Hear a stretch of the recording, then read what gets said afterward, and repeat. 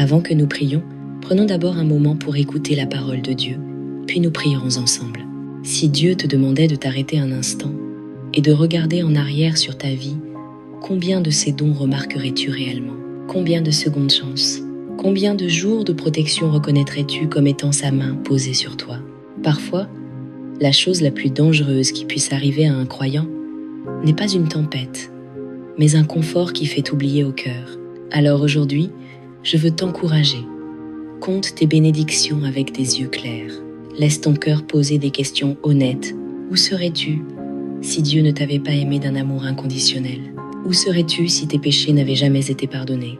Si ta honte s'attachait encore à toi? Si ton passé te définissait encore entièrement?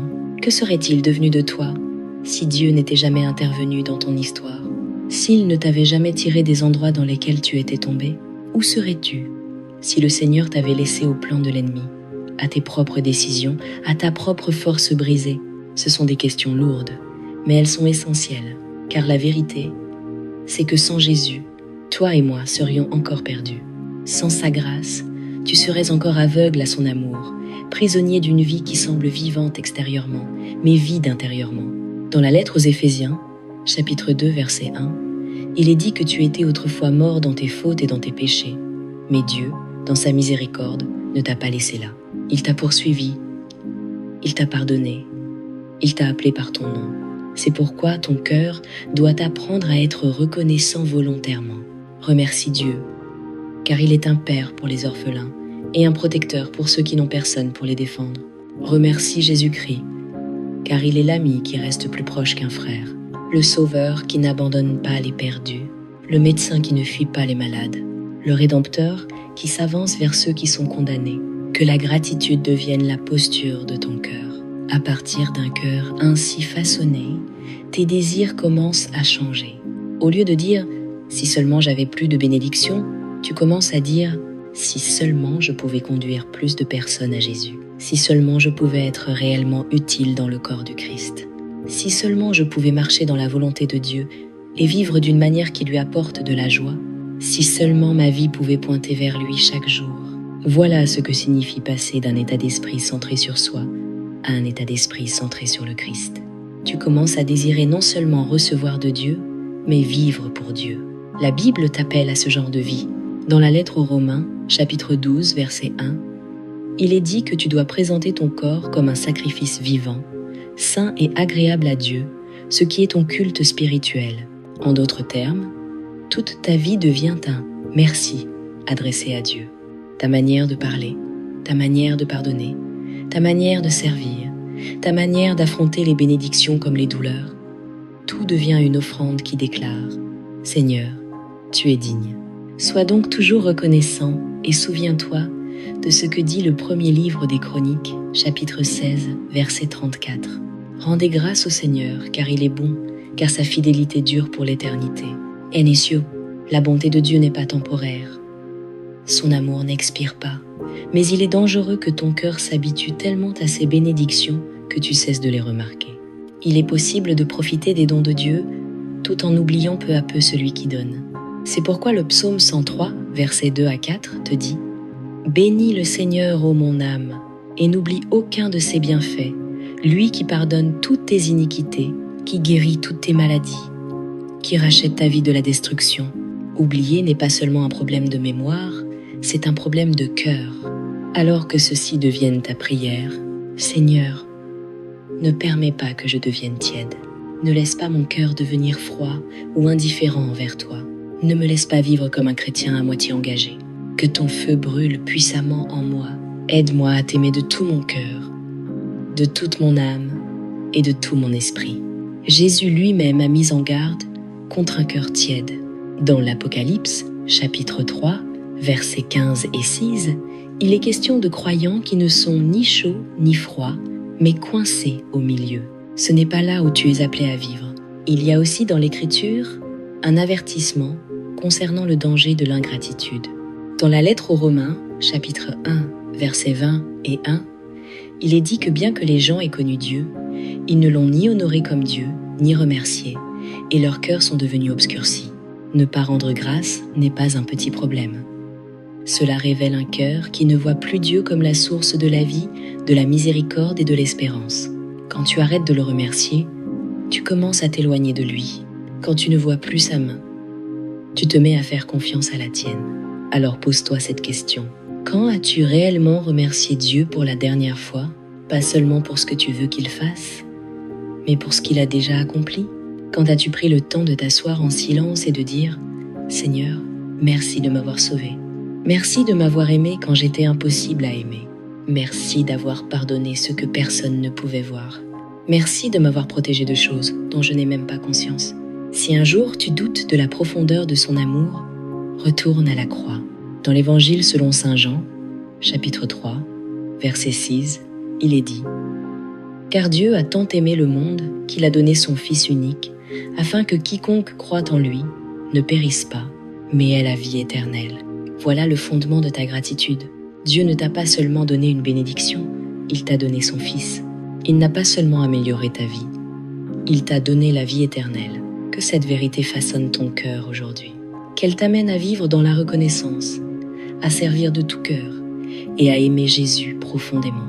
À présent, prenons un moment pour prier ensemble. Seigneur, tu es omniscient et tu vois tout. Tu connais mes pensées, mes peurs et mes espérances. Lorsque je suis dans la détresse, je me tourne vers toi pour recevoir de l'aide. Quand je suis en danger, je me tourne vers toi pour trouver un abri. Dans chaque situation et en toute saison, je choisis de me tourner vers toi et vers toi seul. Ta parole déclare dans le psaume 46, verset 1, que tu es mon refuge et ma force, un secours toujours présent dans la détresse. Alors je viens vers toi, mon secours présent, mon lieu sûr, et j'élève mon cœur devant toi. Ta parole dans le psaume 68, versets 19 et 20, dit « Béni soit le Seigneur. Jour après jour, il porte nos fardeaux, le Dieu qui est notre salut. Notre Dieu est un Dieu qui sauve, et du Seigneur Dieu vient la délivrance de la mort. Je te remercie Seigneur, parce que tu portes réellement mes fardeaux, même lorsque j'oublie que tu le fais. Je te loue parce que tu es celui qui libère les captifs, le défenseur de ceux qui ne peuvent se défendre eux-mêmes, la force de ceux qui se sentent faibles. Aie pitié de moi, Seigneur. Aie pitié de ma famille, de ma maison et de tous ceux qui sont liés à ma vie. Sauve-nous des griffes de l'ennemi. Ne permets pas que moi, ou ceux que j'aime, soyons détruits par les ruses du diable. Ne laisse pas les pressions et les afflictions de cette vie nous engloutir. Alors que j'attends ton secours, Seigneur Jésus, aide-moi à demeurer calme à l'intérieur et à reconnaître que tu es Dieu. Je confesse que toi seul mérites toute la louange. Je choisis de te confier mes soucis, mes inquiétudes et mes questions. Je te fais confiance pour prendre soin de mon lendemain, même lorsque je ne sais pas ce qu'il contiendra. Tu es aux commandes, Seigneur, même lorsque mes sentiments suggèrent le contraire. Que le Saint-Esprit ouvre mes yeux encore et encore à cette vérité. Tu es véritablement celui qui contrôle toutes choses. Ta parole dans la première lettre de Saint Pierre, chapitre 5, verset 7, dit que je dois jeter sur toi tous mes fardeaux parce que tu prends soin de moi. Alors je dépose mes peurs, mes angoisses et mes pensées lourdes entre tes mains maintenant. Dans cette vie, Seigneur, je sais qu'il y aura des eaux profondes et des épreuves brûlantes. Ta parole dans le livre d'Isaïe, chapitre 43, verset 2, dit que lorsque je passerai à travers les eaux, tu seras avec moi. Et quand je marcherai à travers le feu, je ne serai pas brûlé. Alors, lorsque je me sens submergé, sois avec moi. Quand j'ai l'impression de marcher dans un feu d'épreuve, sois avec moi. Rappelle-moi que la victoire t'appartient, Seigneur Jésus. Aide-moi à vivre une vie remplie de gratitude et de louange. Quelles que soient mes épreuves, apprends-moi à dire, même dans la difficulté, Dieu est toujours bon et sa miséricorde demeure encore. Seigneur Jésus, tu es mon soutien, le seul qui puisse me porter de ta main droite juste et puissante. Comme il est écrit dans le livre d'Isaïe, chapitre 41, verset 10, « Tu me dis de ne pas craindre, car tu es avec moi, et que tu me fortifieras et me soutiendras.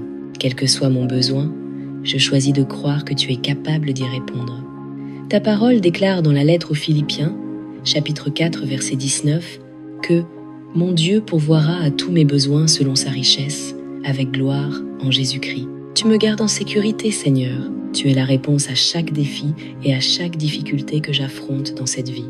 Même lorsque je ne comprends pas tes voies, je te loue, Dieu, pour être toujours présent. Tu veilles constamment sur moi, tu me protèges continuellement, tu m'entoures sans cesse de ton amour. Je te loue, car tu es le Dieu qui pardonne toutes mes iniquités, le Dieu qui guérit, restaure et me rend à nouveau entier. Ta parole dans le psaume 103, versets 2 à 4, me rappelle de ne pas oublier tes bienfaits. Tu pardonnes mes péchés, tu guéris mes maladies, tu rachètes ma vie de la destruction et tu me couronnes de bonté et de tendresse. Merci de m'avoir sauvé de chemins qui m'auraient détruit. Merci pour la miséricorde que je ne méritais pas, mais que j'ai quand même reçue. Je bénirai ton saint nom tant que je vivrai. Comme le dit le psaume 63, verset 4, j'élèverai mes mains en ton nom. Je choisis de lever mes mains et d'adorer toi seul, Seigneur Jésus. Saint-Esprit, aide-moi. Aide-moi à avoir un cœur continuellement rempli de louanges. Quand tout va bien et que la vie est légère, rappelle-moi de bénir le Seigneur de toute mon âme et de tout ce qui est en moi, et de louer son saint nom. Et quand la vie est lourde, lente, confuse ou douloureuse, aide-moi malgré tout à bénir le Seigneur de toute mon âme et de tout ce qui est en moi. Que ma louange ne dépende pas de mes circonstances, mais de qui tu es. Père, je bénis ton nom pour avoir écouté cette prière. Dans le nom puissant et glorieux de Jésus-Christ, je prie. Amen. Si cette prière a touché ton cœur, écris Amen en signe de foi. Je prie pour que chaque bénédiction proclamée dans cette prière repose maintenant sur toi au nom de Jésus. Et si tu as besoin d'une prière particulière, n'hésite pas à nous le dire dans les commentaires.